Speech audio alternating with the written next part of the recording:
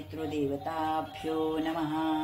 ओम पितृदेवताभ्यो नमः। खुश रहा, आनंदी रहा, आरोग्यपूर्ण रहा हीच आई तुझ्या भवानीच्या चरणी प्रार्थना। आताच गणपती बाप्पांचं विसर्जन झालं, गणपती बाप्पा आले गेले, 10 दिवस अगदी मज्जा धमाल। आता पितृपक्ष सुरू झाले, तर मग प्रत्येकांच्या तिथीनुसार आता पितृपक्षांची तयारी करायची असते, म्हणून आम्ही ना बाजारात गेलो होतो। जसं आता देवतांची पूजा तशी आपल्याला पितरांची पण सेवा करायची असते। देवदेवतांची पूजा तसंच आपल्या पितरांची पण पूजा सेवा तर्पण पिंडदान हे करणे खूप महत्त्वाचं असतं। पण तिथीनुसार आमची चतुर्थीला आहे ना, तर मग आम्ही त्यानुसार बाजारात गेलो होतो। आमच्या इथे आता जसं विकी असला ना, तर मग विकी आम्हाला घेऊन जातो, तर मग आम्ही आता रिक्षानीच गेलो होतो। 2 जण गेलो होतो पार्लरमधून, तसंच आम्ही निघालो आणि मग रिक्षानी गेलो। बाजारात गेली होती, तर हे बघा काय काय आणलं। आता मोनिका भाज्या निवडते। आणि पापडी, अजून बटाटे आणले, कोथिंबीर, आलं, गवार, मिरची, गवार, शेंगा, आलं, अजून कारलं, काकडी, लाल भोपळा, काकडी,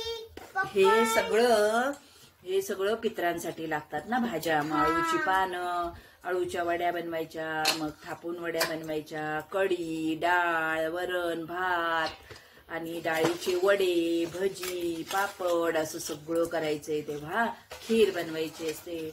मग पितरांसाठी म्हणून बाजारात गेली होती। मग बाजारातून आमच्याकडे उद्या आहेत ना पित्र, मग आता ही पूर्वतयारी म्हणून मग भाजी घेऊन आलो आणि मग आता तयारी करून ठेवू ना, म्हणून मग आता निवडायला घेऊ।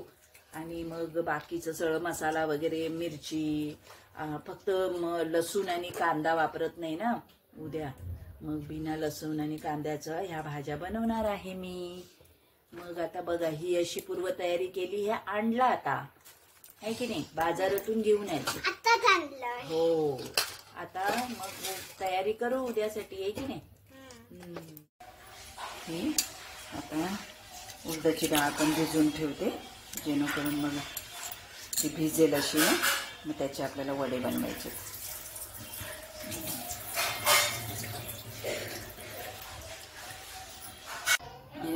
लागणारी भांडी, तांब्या, ताट सगळं मोनिकाने असं मस्त घासून ठेवून दिलंय बरं का। हे बघा सगळं लागणारं भांडी वगैरे ती सगळी मोनिकाने घासून ठेवून दिले मस्त। भ्यो नमः। ओम पितृदेवताभ्यो नमः। ओम पितृदेवताभ्यो नमः। हे बघ ही आता आम्ही काय करतो माहितीये का, रात्री काय करते सगळ्या भाज्या निवडून ठेवतो। आता मेथीची भाजी मोनिकाने, मी येईपर्यंत मोनिकाने भांडी घासून ठेवली आणि मेथीची भाजी निवडली। आता ते गवार निवडतो, जेवण झाली, आता गवार निवडून घेते। आणि ही युक्ता बघा, ही युक्ता, ह्या पोरी अशा आम्हाला त्रास देत असतात, पण काय करणार ना, दुर्वा तर माझी समंजस आहे, दुर्वा छान आहे ना, मदत करू लागते उलट। ही युक्ता आणि ही आत्तू, ही सायली आत्तू आहे। मग मेथीची भाजी निवडली, हा भोपळा पण असं ना चिरून वगैरे ठेवून देते भाज्या आहे की नाही, ज्या चिरता येतील त्या। मग काय होतं सकाळी पटापट होतं ना, आपल्याला 12च्या आत नैवेद्य द्यायचा असतो ना। हे वाटणाचं काढून घेतलं, मिरची, कोथिंबीर, जिरे असं सगळं वाटणाचं काढून घेतलं, मग धावपळ होत नाही। हे पहा, आता मी जसं माझ्या पितरांची एवढी वर्ष सेवा केली, तशीच आता ही माझी सून आहे, तर मग मी माझ्या सुनेला सांगितलं, हे बघ असं असं करायचं असतं। आता मोनिका ही ना खूप व्यवस्थित मला विचारून घेते आणि तशा सगळ्या म्हणजे आधीच आहे ना सगळ्या करून ठेवते। आता बघितलं ना, मेथीची भाजी निवडून ठेवली, भांडी घासून ठेवली, तिला माहिती आहे आता मम्मी म्हणतील हे करा। तसं मी माझ्या सुनेला हा सगळा सांगायचा प्रयत्न केलाय की जशी आपण देवाची सेवा करतोय, देवांची सेवा करत असताना जे नियम पाळतो तसे आपल्या पितरांची पण आहेत, ते तुला जपायचे आहेत। आणि ती अगदी खूप छान जपते, तर उद्या आमच्याकडे पित्र आहेत म्हणून आम्ही आज अशी ही सगळी तयारी करून घेतली. म्हणजे सकाळी गोंधळ होत नाही ना. पाहिलं नाही मुलं कशी आहेत, ही एक रडते एक अशी ओढाओढी करते. म्हणून मग आम्ही सगळी रात्रीची तयारी करून ठेवतो आणि मग आमच्या पित्रांची सेवा करतो जसं जमेल तसं.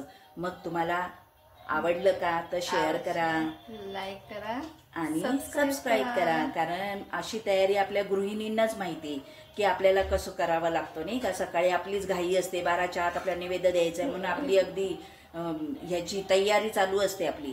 कुठलाही काही आपल्या घरामध्ये सणवार असले तर हे पित्रांची सेवा करणं म्हणजे आपल्यासाठी खूप मोठंच काम आहे. ते आपण एक सेवा आपली ही पूजा आपण पित्रांची सेवा करत असतो. ते मोठंच अगदी आपल्या जीवनातलं काम आहे.